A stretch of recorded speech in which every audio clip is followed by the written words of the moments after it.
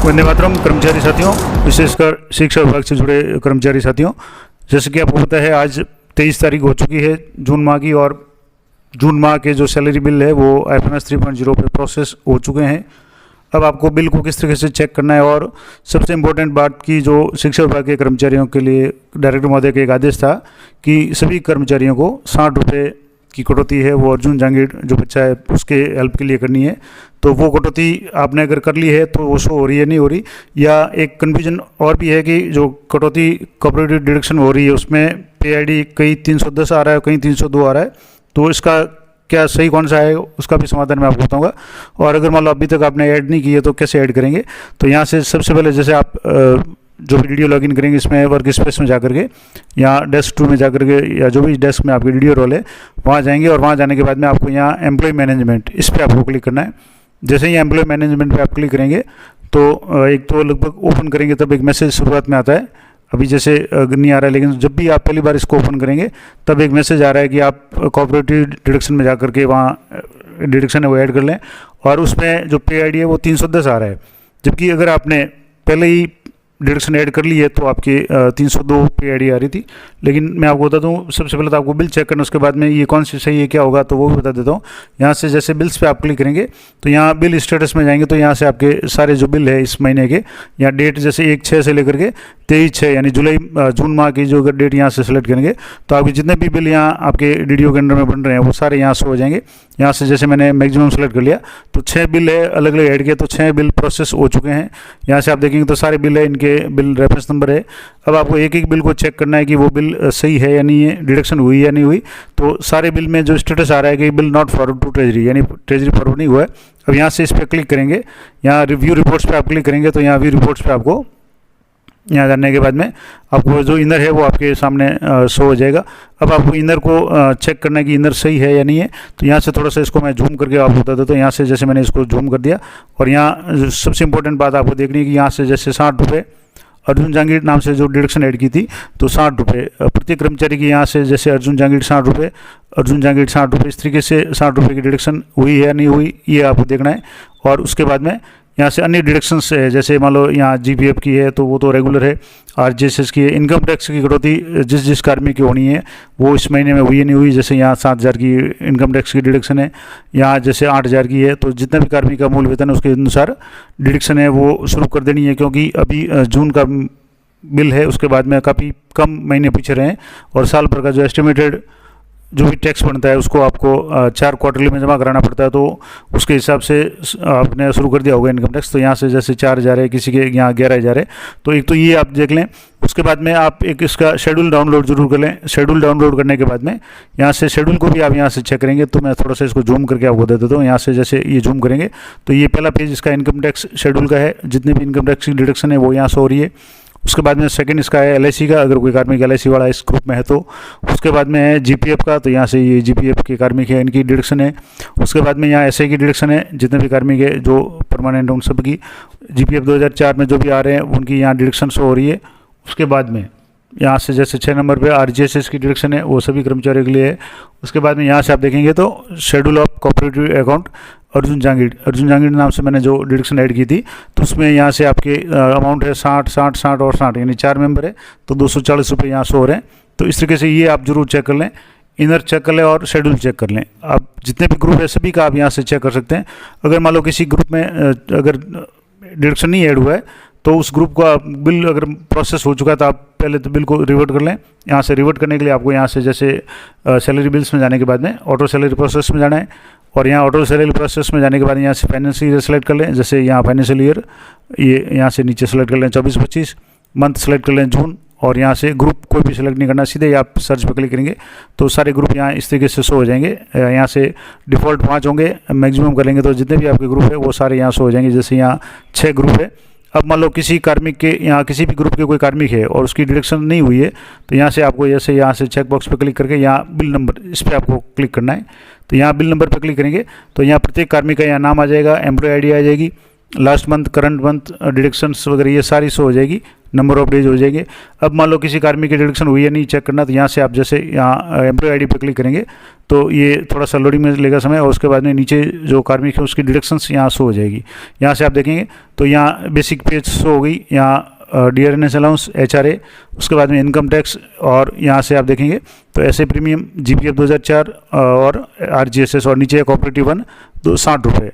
अब ये डिडक्शन अगर सही है तब तो कोई समस्या नहीं, अगर नहीं है तो आप यहाँ से जैसे वापस इस बिल को एक बार यहाँ से बैक कर लें, और बैक करने के बाद में यहाँ व्यू रिपोर्ट है, अपडेट शेयरिंग पैटर्न है, और यहाँ से आपके डिलीट का ऑप्शन है। अगर कुछ ज़्यादा ही गड़बड़ है तो आप इसको डिलीट करें, और अगर मान लो मामूली सी मिस्टेक है तो आप उसको डिलीट नहीं करके यहाँ से रिवर्ट कर सकते हैं। अब इस बिल को अगर मान लो इसमें जैसे डिडक्शन नहीं हुई है, कोऑपरेटिव जो थी वो अगर नहीं हुई है तो उसको आप रिवर्ट कर लें।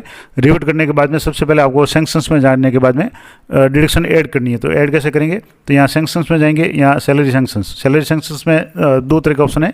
अगर आप पूरे ग्रुप की करना चाहें तो यह ग्रुप डिपेंडेंट डिडक्शन बल्क इस पर जा करके करना है, और अगर इंडिविजुअल किसी की करनी है तो यहाँ से डिडक्शन सैंक्शन जा करके इंडिविजुअल पे आप क्लिक करेंगे तो यहाँ व्यक्तिगत नाम आ जाएगा, और यहाँ से जैसे कोई भी कार्मिक मैं यहाँ से सिलेक्ट कर रहा हूँ, यहाँ से इनिशिएट करेंगे तो यहाँ इनकी जो भी डिडक्शन सारी शो हो रही है, जैसे LIC हो रही है, RGSS, कोऑपरेटिव अर्जुन जहांगीर 302 आ रहा है। अब यहाँ मैं बता रहा था आपको कि यहाँ जैसे 302 आ रहा है, और IFMS 3.0 पे ऑटो जब पहली बार आप इस साइट को लॉगिन करोगे काफ़ी दिनों के बाद में, तो शुरुआत में एक मैसेज आता है जिसमें 310 का लिखा हुआ है। तो दोनों एक ही बात है। कोऑपरेटिव डिडक्शन में सबसे इंपॉर्टेंट बात आपको ध्यान रखनी है कि उसका अकाउंट नंबर चेक करना है, कि जो अकाउंट नंबर जिसमें जा रहे हैं वो सही होना चाहिए। PID भले 302 हो या 310, उससे कोई फर्क नहीं पड़ेगा।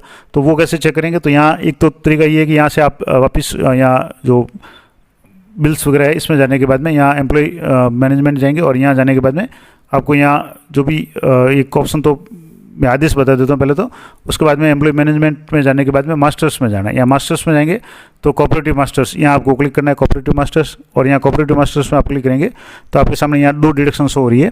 301 में हितकारी निधि है कोऑपरेटिव की, और अगर आपने पहले से ऐड की हुई है बिल प्रोसेस होने से पहले तो 302 आएगा। और अगर अब आप ऐड कर रहे हैं जो, या अगर मान लो वहाँ से ऐड हुई है IFMS 3.0 तो वहाँ 310 आएगा, तो उससे कोई फर्क नहीं पड़ता। आपको चेक ये करना है कि एक तो FSC कोड HDFC 000007072 ये चेक करना है, ये सही है नहीं तो यहाँ से मैं आपको आदेश बता देता हूँ।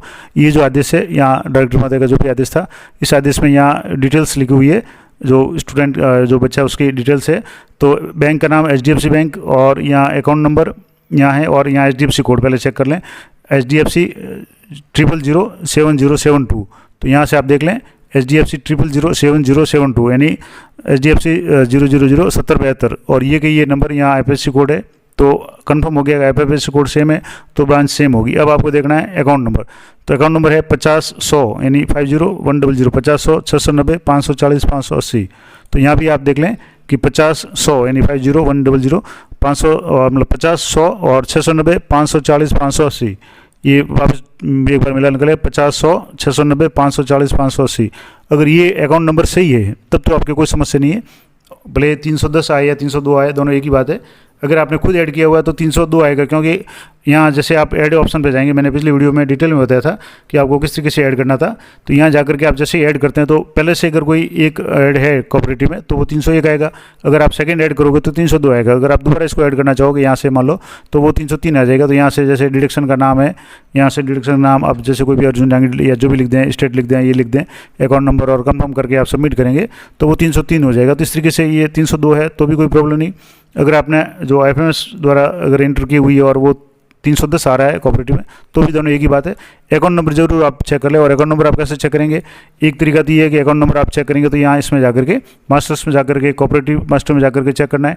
दूसरा तरीका मैंने आपको बताया कि जैसे बिल्स है, बिल्स में जाएंगे आप तो यहाँ से जैसे बिल्स है और बिल्स में बिल स्टेटस में जाना है, और यहाँ बिल स्टेटस में आप जैसे यहाँ से क्लिक करेंगे तो यहाँ बिल स्टेटस में आपके जो जून माह के बिल है वो सारे 1/6 से लेकर के 23/6 आज तक के जितने भी बिल है वो शो हो जाएंगे। अगर नहीं शो हो रहे तो आप डेट को यहाँ से चेक कर लें। अगर जून माह में कोई और बिल अगर बना हुआ तो वो भी शो हो जाएगा। अब यहाँ से जैसे एक बिल मैं आपको यहाँ रिपोर्ट में क्लिक कर रहा हूँ, और रिपोर्ट में क्लिक करने के बाद यहाँ से इस पर शेड्यूल आप डाउनलोड कर लें। सीधे आप शेड्यूल डाउनलोड करें। आपको अकाउंट कंफर्म करना तो मैं आपको बताता हूँ कैसे करेंगे। और यहाँ से आपको पेज नंबर जो से 3, 4, 5 और 6 पे जैसे ये GPF है, उसके बाद में ये RGSS है, और यहाँ से आपकी ये कोऑपरेटिव शेड्यूल है। इसको मैं थोड़ा सा आपको जूम करके बता देता हूँ। यहाँ से इसको थोड़ा जूम करेंगे तो यहाँ आप देखेंगे तो कोऑपरेटिव अकाउंट अर्जुन जहांगीर। अब यहाँ आपके जो अकाउंट नंबर है ये आप जरूर देख लें। जैसे 500, 50, 100, 690, 540, 580 और इसी को यहाँ से मिलान कर लें 50, 100, 690, 540, 580। यानी अगर आपके शेड्यूल में ये अकाउंट नंबर सभी के सेम आ रहे हैं, यहाँ से जैसे आप अकाउंट नंबर है तो ये अकाउंट नंबर है सभी के सेम आ रहा है, यहाँ भी सेम है, यहाँ भी सेम है, क्योंकि चारों कार्मिकों की जो डिडक्शन है वो एक ही अकाउंट में जा रही है, जो भी अकाउंट है, और यहाँ अमाउंट है 60 रुपये। तो ये अगर सही है तब आपके कोई समस्या नहीं है, तो आप इस बिल को फॉरवर्ड कर सकते हैं। फॉरवर्ड करने के लिए आपको मैंने बताया कि ऑटो सैलरी प्रोसेस में जा करके यहाँ से बिल आपको सेलेक्ट करना है और यहाँ से फाइनेंशियल ईयर आप जो भी है वो सिलेक्ट कर लें, यहाँ से 24-25 और यहाँ से जून सेलेक्ट कर लें। ग्रुप अगर एक साथ सभी बिल फॉरवर्ड करना चाहें तो यहाँ से आपको इसको सर्च पे क्लिक करना है, तो सारे बिल यहाँ शो हो जाएंगे। अब सारे बिल को यहाँ से आप चेक बॉक्स पे क्लिक करेंगे यहाँ से ऊपर, तो ये सारे बिल सेलेक्ट हो जाएंगे। अब यहाँ से सीधे इसको प्रोसेस करना चाहें तो अगर आपने एक बार सारे चेक कर लिए सभी का, आप इनर आउटर शेड्यूल डाउनलोड करके देख लें कि एक तो आपके जो अर्जुन जहांगीर वाली कटौती खास करके शिक्षा विभाग के कार्मिक जरूर ध्यान दें, बाकी डिपार्टमेंट में अभी कोई इस तरह का आदेश नहीं था, शिक्षा विभाग का आदेश था, तो वो चेक कर लें। इनकम टैक्स सभी कार्मिकों की चेक करनी है, SI, GPF यानी कोई बेसिक वगैरह किसी कार्मिक की कोई चेंज हुई है, जैसे किसी का DPC हुई है, प्रमोशन हुआ या किसी भी कारण से उसका अगर बेसिक चेंज हुआ तो वो आप ज़रूर चेक करें कि बेसिक चेंज हुआ है या नहीं हुआ। बेसिक के साथ में DA HRAP अपडेट हुआ है नहीं हुआ, तो वो एक बार चेक कर लें। उसके बाद यहाँ से जैसे आप प्रोसेस करेंगे तो यहाँ प्रोसेस में आपने सारे बिल एक साथ सेलेक्ट कर लिए और यहाँ रीजन पे आप क्लिक करेंगे तो यहाँ सीधे एक OTP सारे बिल है वो प्रोसेस हो जाएंगे। यहाँ से जैसे OTP will be send to number, ये रेडियो का नंबर है, यहाँ पे OTP जाएगा और आप यस पे क्लिक करते ही OTP यहाँ पहुँच जाएगा और आपको यहाँ से जैसे ही आप क्लिक करेंगे तो यहाँ OTP आप इंटर करेंगे और प्रोसीड करेंगे तो सारे के सारे बिल एक साथ ट्रेजरी फॉरवर्ड हो जाएंगे, आपको अलग अलग करने की आवश्यकता नहीं है। लेकिन मैं अभी फॉरवर्ड नहीं कर रहा हूँ क्योंकि मैंने अच्छी तरह से इनको चेक नहीं किया है, तो आप भी यहाँ से वापस इसको कैंसिल कर सकते हैं। यहाँ से जैसे OTP वेरिफिकेशन फेल आ गया क्योंकि मैंने इसको कैंसिल कर दिया, तो सारे बिल आप चेक कर लें। अगर किसी बिल में गड़बड़ है, डिडक्शन नहीं हुई है, तो आप उस बिल को, पर्टिकुलर बिल को यहाँ से अनसेलेक्ट करके उस बिल को सेलेक्ट करके उसको रिवर्ट कर लें। यहाँ से जैसे आप सेलेक्ट करेंगे और यहाँ से नीचे यहाँ रिवर्ट का ऑप्शन है, रिवर्ट करने के बाद में आप इसको रीजनरेट करें, उससे पहले आप डिडक्शन ऐड कर लें। यहाँ से ऐड करने का तरीका कि पहले तो आपको जो कोऑपरेटिव में जाकर के, मास्टर्स में जाकर के अपडेट कर लेना है। उसके बाद में इंडिविजुअल जो यहाँ से सेंक्शंस है, सेंक्शंस में जाने के बाद में जो इंडिविजुअल है, किसी कार्मिक, एक कार्मिक विशेष का अगर कोई बाकी है तो सैलरी सेंक्शंस में जाएंगे और यहाँ जाने के बाद में आपको डिडक्शन है वो इंडिविजुअल यहाँ से चेक करना है और यहाँ से जो भी कार्मिक, किसी कार्मिक को आप सिलेक्ट करेंगे तो ये कार्मिक जैसे सिलेक्ट है, अब यहाँ तो इनके शो हो रहा है, मान लो 60 रुपये है। अगर मान लो नहीं है तो यहाँ से ऐड डिडक्शन में जाकर के यहाँ आपके नॉन रिकरिंग में जाकर के इसको सेलेक्ट कर लेना है। लेकिन ये तभी काम करेगा जब आपने कोऑपरेटिव में उसको पहले से अकाउंट नंबर को ऐड कर लिया हो। तो वो ऐड कैसे करेंगे मैंने शुरुआत में बता दिया। इससे पहले मैंने जो पिछले वीडियो में डिटेल में बताया था कि आपको किस तरीके से ये कटौती ऐड करनी है, तो ये पूरी जानकारी थी। बिल जो भी जून माह के बिल है, तो अधिकांश साथियों के बिल है वो कल से प्रोसेस होना शुरू हो गए, तो आज अधिकांश के प्रोसेस हो गए होंगे। आप एक बार बिल को, रिपोर्ट को डाउनलोड करके इनर आउटर शेड्यूल सारे चेक कर लें, डिडक्शन सही है या नहीं है। अगर सारी डिडक्शन सही है तो कोई प्रॉब्लम नहीं, आप बिल को फॉरवर्ड कर लें। एक साथ भी फॉरवर्ड कर सकते हैं, अलग अलग कर सकते हैं, और अगर मान लो कुछ गड़बड़ है तो आप उसको रिवर्ट करें। डिलीट का ऑप्शन अंतिम विकल्प है, अगर बहुत ज़्यादा कोई समस्या है तब आप डिलीट करें, नहीं तो आप रिवर्ट करके भी उसको डिटेल्स को एडिट करके वापस बिल को रीजनरेट करेंगे तो डिटेल अपडेट हो जाएगी। आप सीधे ही अगर उसमें चेंज करेंगे तो वो अपडेट नहीं होगी, उसको रिवर्ट करके रीजनरेट करना है तभी ये अपडेट हो पाएगी। तो ये कुछ महत्वपूर्ण जानकारियाँ थी IFMS 3.0 से संबंधित। इस टॉपिक पे मैंने प्रत्येक टॉपिक पे वीडियो बना रखे हैं। इनकम टैक्स घर बैठे आप कैसे भर सकते हैं उसके संबंध में मैंने विस्तार से वीडियो बनाया हुआ है, वो भी आप जरूर देखें। कोई भी किसी तरह की समस्या है तो आप कमेंट करें, मैं यथासंभव आपका रिप्लाई करने की कोशिश करूँगा।